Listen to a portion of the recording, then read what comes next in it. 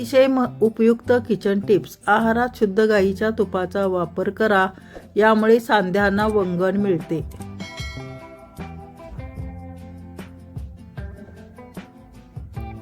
Vitamin C मिळवण्यासाठी रोज आवळा खा किंवा ज्यूस प्या.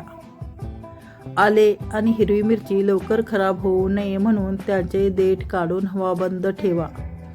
डाळी आणि कडधान्ये साठवताना त्यात बोरिक पावडर किंवा हळद मिसळा.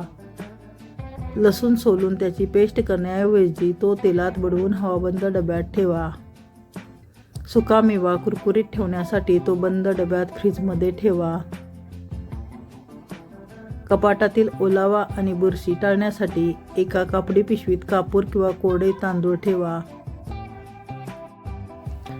जड फर्निचर एका ठिकाणाहून दुसऱ्या ठिकाणी हलवताना फर्निचरच्या पायाखाली साबणाचे तुकडे किंवा जाड कापड ठेवा. काचेची भांडी किंवा आरसा स्वच्छ करण्यासाठी व्हिनेगर आणि पाणी यांचे मिश्रण वापरा. फरशी आणि टाइल चमकवण्यासाठी पुसण्याच्या पाण्यात मीठ आणि व्हिनेगर मिसळा. रोज सकाळी गूळ शेंगदाणे खाल्ल्याने शरीरातील लोहाची कमतरता भरून निघते आणि ऊर्जा मिळते.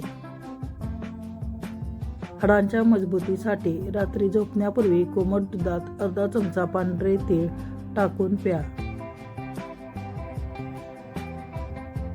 हिवाळ्यात रोगप्रतिकार शक्ती वाढवण्यासाठी दुधात सुंठ पावडर ऐवजी कच्ची हळद किसून घाला. हिवाळ्यात पचनशक्ती मंदावते, अशा वेळी जेवणानंतर कोमट ओव्याचे पाणी प्यावे.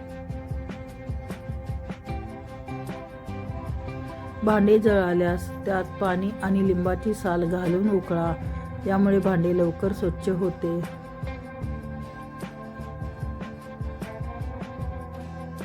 तांदूळ साठवताना त्यामध्ये कडुलिंबाची पाने किंवा मिठाची फुरचुंडी घालून ठेवा.